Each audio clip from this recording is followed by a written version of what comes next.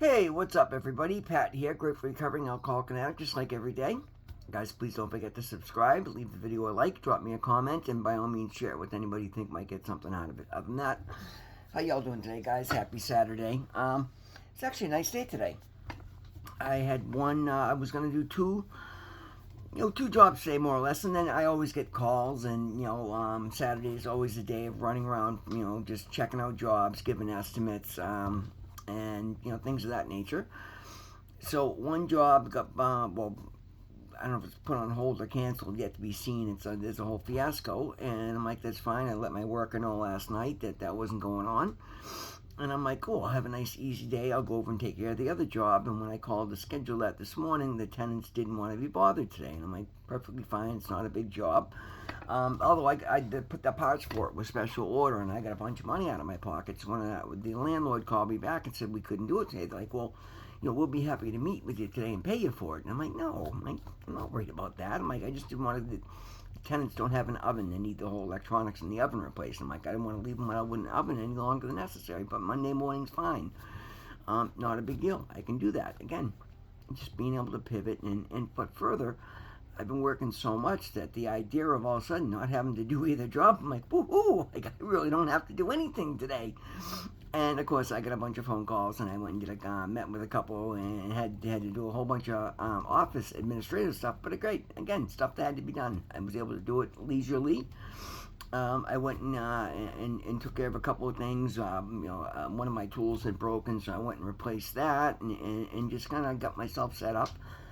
But just took it absolutely easy, and it was like a very stress free, relaxing day, and I'm able to do that without having a panic attack and thinking, oh no, because I got a lot of work coming up in this coming week. I've got 2 days this week. I had to cancel all the work because I've got two of those classes I got to take that are, it's actually the same class I got to take twice. 8 hours long, and that's important. That's the put the wreckage of my past behind me. So I'm making sure I'm gonna be there, and I'm not taking on any work, and nobody's gonna say, "Oh, can you just squeeze this in?" Like, no, for those 2 days, I'm not available. I've got recovery stuff to do, and I'll get it done. And for once in my life, I can afford to take a weekend off and then 2 days off in the week. It honestly doesn't make any difference. It's just nice to have some me time. I actually, after I went and took care of the stuff I went to buy, I stopped at the grocery store and got myself a couple of filet mignons and some tater tots and made myself a fantastic lunch. And I'm just relaxing. Been doing some writing for my step work. I'm going to meet with my sponsor tomorrow morning after the gym.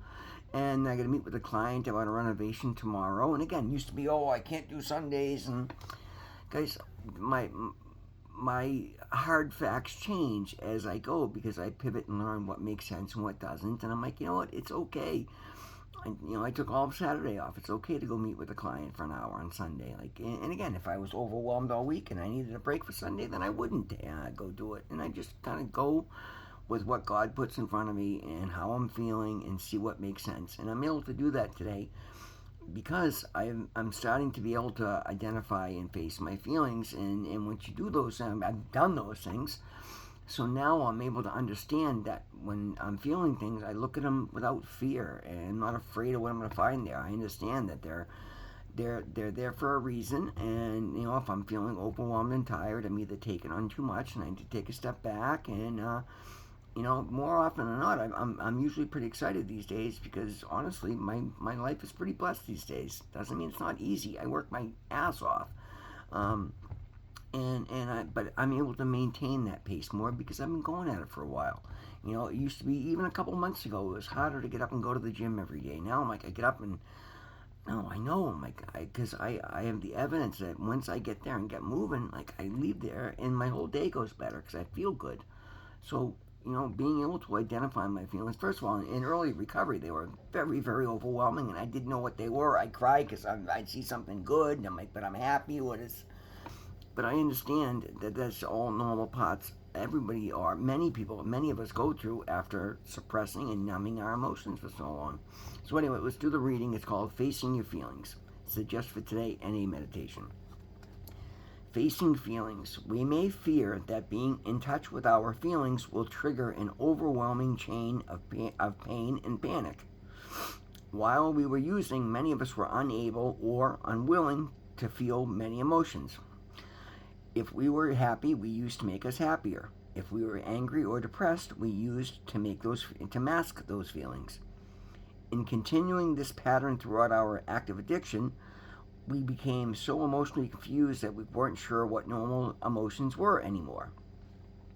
Well, after being in recovery for some time, we find that the emotions we had suppressed suddenly begin to surface, and yes, they will. We may find that we don't know how to identify our feelings. What we may identify as rage may only be frustration. What we perceive as suicidal depression may simply be sadness. There are times when we need to seek the assistance of our sponsor or trusted members of our recovery network.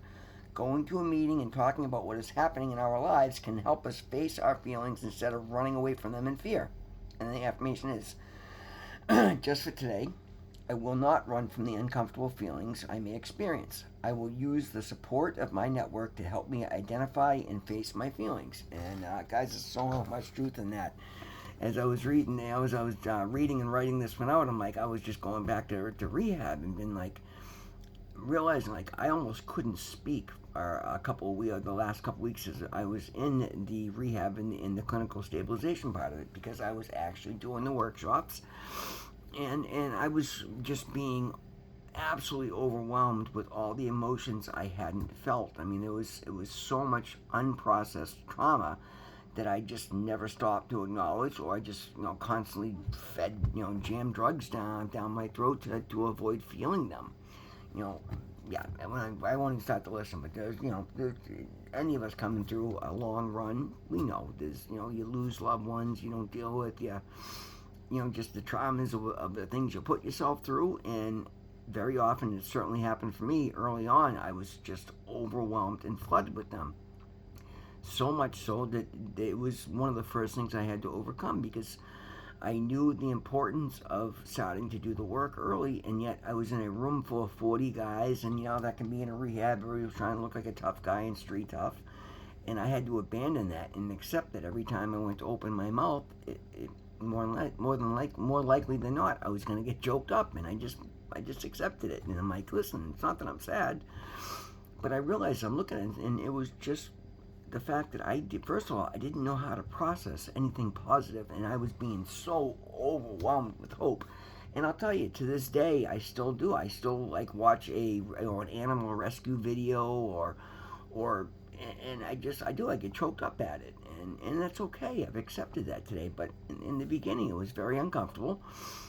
Further, we have a tendency to, like, when you don't feel emotions and don't process feelings because you're numbing them out with drugs, we tend to overreact, and I know I did. Like, the littlest things would suddenly want to strip me up, and again, like it says here, you think you're feeling rage, and you're just frustrated, and that's, again, another one side note to look into, because the hungry, angry, lonely, and tired are four things you really want to avoid being too much of in early recovery, because they are very hard to deal with. And when we're hungry, when we're lonely, when we're angry, when we're tired, or especially if you're hungry, angry, lonely, and tired, we tend to fly off the handle. And if you're not careful of it, you're gonna say and do things that you don't want to do. So you've got to learn to identify what it is you're feeling, why you're feeling it, and then process it.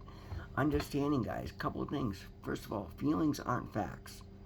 You may be feeling some sort of way because it's of something totally otherwise. When you start doing the work, and here's one of the reasons it's so important to share in meetings and go and listen in meetings. For me, I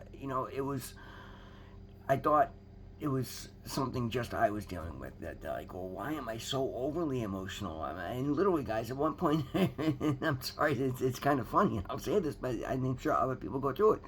At one point, I go into my doctor, and I'm like, dude, I'd like to have my testosterone checked, and I just, I was telling him about what I've been doing, and at the time, I was bench pressing I think it was around 325 or 335 pounds, and he's telling about, going to the gym and this and that, and he says, oh, you look really fit, and I said, yeah, that's what I just bench pressed the other day, not bad for a 52-year-old guy, right? And then I come out with, oh, I think I need my testosterone checked, and he goes, if you're going to the gym 4 days a week and you're bench pressing, whatever it was at the time, it was well over 300 pounds, and now I'm at 410. He's like, you don't have low testosterone. And I'm like, well, I'm not concerned because maybe too much. Because again, you see stuff online, and I was just feeling so many feelings that I thought maybe, again, not a doctor, but these are the things we start to see because you see advertisements. And again, I was getting choked up so often. And no, then I go to meetings and I hear other people talk about it. I heard somebody last week talk about it. Guys, like, here I am, I've been through everything I've been through, and I can't watch a Lifetime movie without bawling now. And I'm like, ding, ding, ding, yep, he ain't lying. Like, no, it's a normal reaction to after, for me, 35 years of suppressed emotion. Like, so many traumas I've been through that I just never stopped to feel.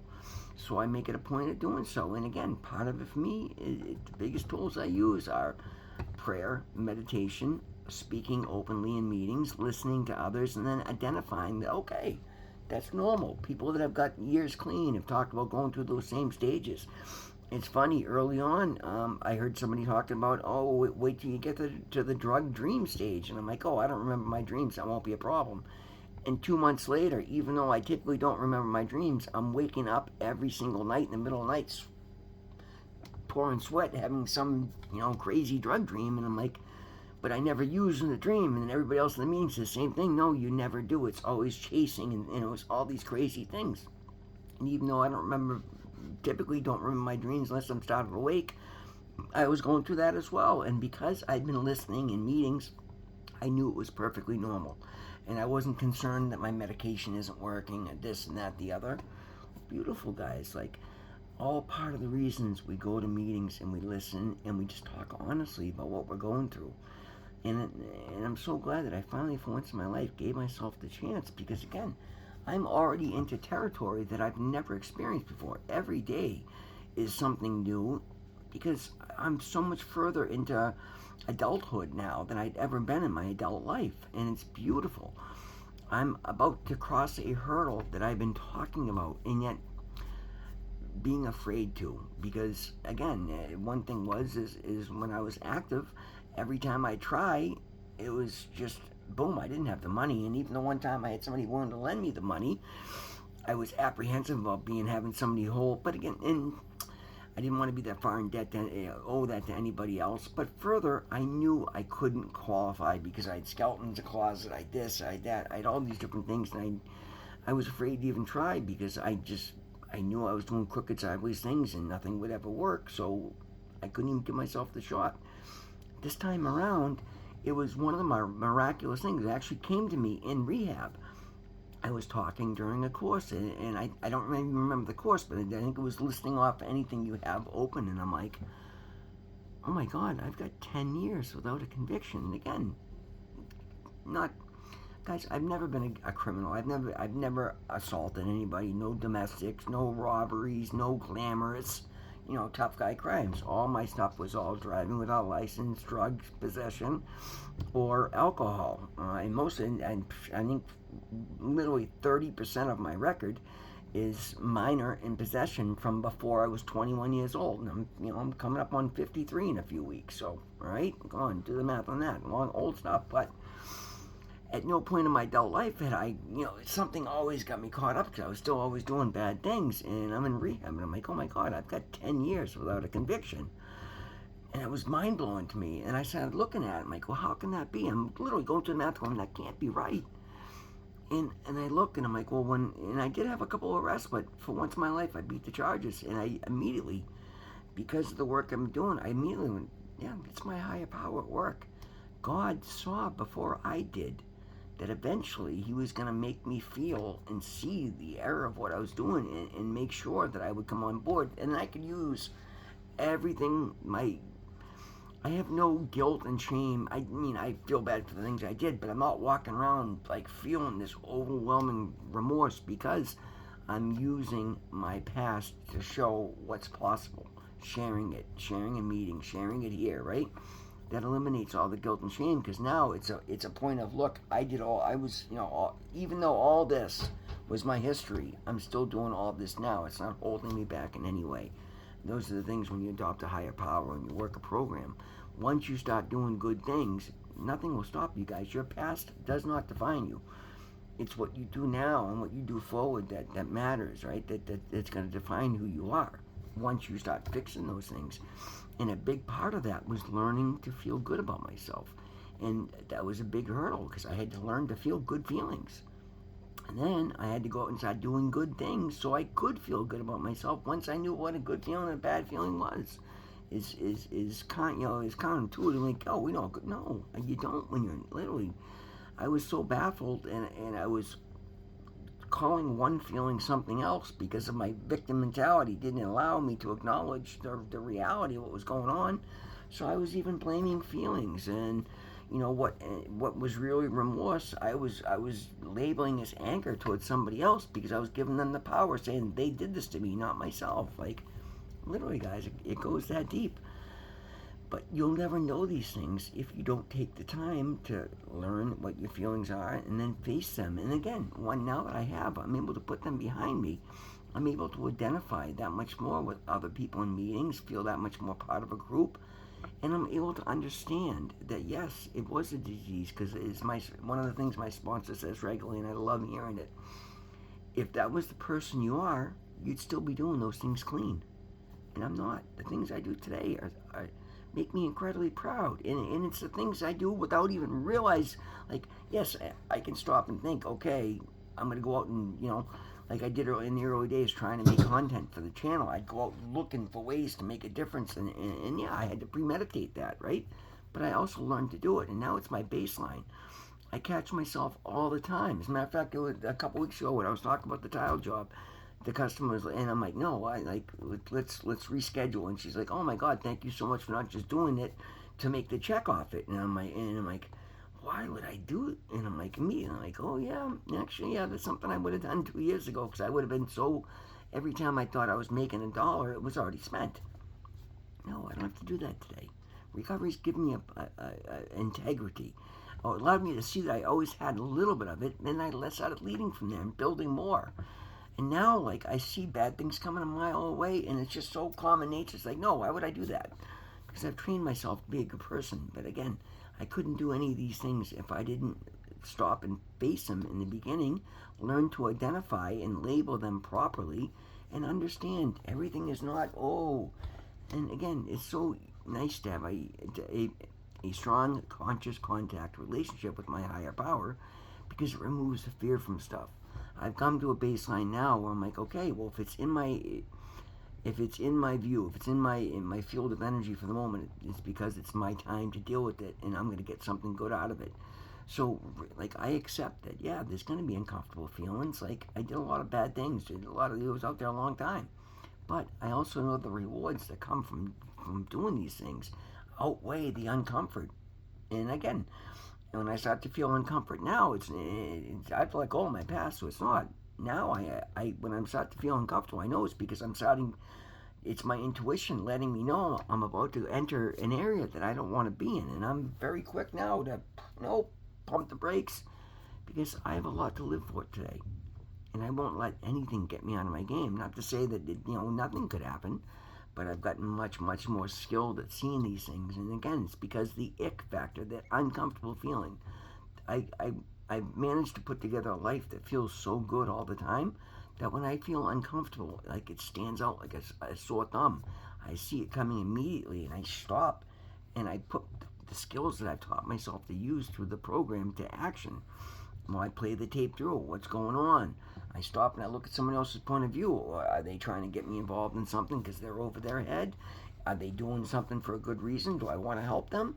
Or is this a dangerous path that's going to lead me somewhere I don't want to be, and I just got to shut it down and stick up for myself and walk away? And these are things I could have never considered before. But they're the way that keep me on track. And then at the end of the day, when I come home and I do my inventory, I go, oh, look at that. I stuck up for myself, and look what good came out of it. Well, make sure we do that some more. Guys, these things work incredibly well, but you have to do them yourself. You've got to be intentional. You've got to be introspective.